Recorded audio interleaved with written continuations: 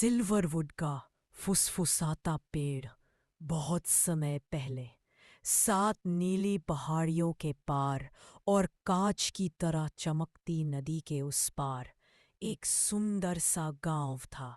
Silverwood. यह गांव खास था क्योंकि इसके बीचों बीच एक बहुत पुराना और विशाल पेड़ खड़ा था। उसके पत्ते चांदी जैसे चमकते थे और चांदनी में झिलमिलाते थे।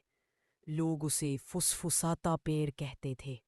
गांव वालों का मानना था कि यह पेड़ लोगों के दिल की बातें सुन सकता है और सिर्फ सच्चे बहादुर लोगों से ही बात करता है। सिल्वरवुड में इलारा नाम की एक दयालु लड़की रहती थी।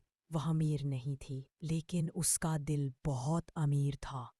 हर सुबह वह अपनी दादी के साथ रोटी बनाती और हर शाम जंगल के पास पक्षियों को दाना डालती। एक दिन वसंत की सुबह कुछ अजीब हुआ। फुसफुसाता पेड़ चमकना बंद हो गया। उसके चांदी जैसे पत्ते फीके पड़ गए। हवा का गीत रुक गया। फूल खिलना बंद हो गए और पूरा गांव उदास और ठंडा लगने लगा। गांव के बुजुर्ग इकट्ठा हुए और बोले, सिर्फ हृदय रत्न ही पेड़ को बचा सकता है, लेकिन वह छाया वन में है, जहां डर खुद पहरा देता है। कोई भी जाने की हिम्मत नहीं कर पाया। उस रात इलारा पेड़ के पार। उसने तने पर हाथ रखा और धीरे से बोली, मुझे नहीं पता मैं बहादुर हूं या नहीं, लेकिन मुझे परवाह है। तभी उसके दिल में एक आवाज गूंजी, दयालुता ही सबसे बड़ा साहस है। सुबह होने से पहले इलारा ने थोड़ी रोटी बांधी, दादी का दिया हुआ दुपट्टा ओढ़ा और छाया वन की ओर चल पड़ी। जंगल बहुत डरावना था।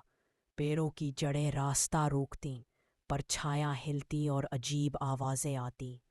तभी सामने एक विशाल काला भेड़िया आ गया, जिसकी आंखें चमक रही थीं। तुम मेरे जंगल में क्यों आई हो? उसने गरज कर पूछा।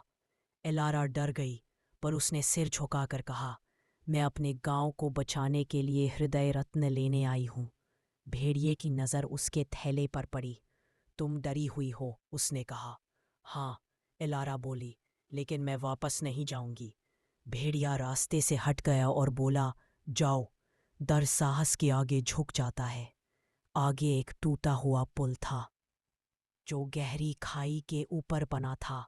हवा तेज थी और पुल हिल रहा था। बीच में पहुंचते ही रस्सियां चरमराने लगी। एलारा ने दौड़ने के बजाय आंखें बंद की और धीरे धीरे आगे बढ़ी। पुल सुरक्षित रहा। अंत में वह एक वहां हवा में तैरता हुआ हृदय रत्न था। जैसे ही वह उसे छूने बढ़ी, एक काली परछाई उभरी, संदेह की आत्मा। तुम बहुत छोटी हो, वह फुसफुसाई, तुम असफल हो जाओगी। एलारा को दादी की बात याद आई, छोटी सी मोमबत्ती भी अंधेरे को हरा देती है। उसने कहा, मैं छोटी हूं, लेकिन मैं काफी हूं। परछाई चीखती हुई गायब हो गई। इलारा ने हृदय रत्न उठाया और जंगल से बाहर भागी। रास्ते में पेड़ फिर से हरे हो गए। जब उसने रत्न को फुसफुसाते पेड़ की जड़ों में रखा तो जमीन हिलने लगी। चांदी जैसी रोशनी आकाश में फैल गई। फूल खिल उठे, नदी नाचने लगी और पेड़ पहले से भी ज्यादा चमक उठा।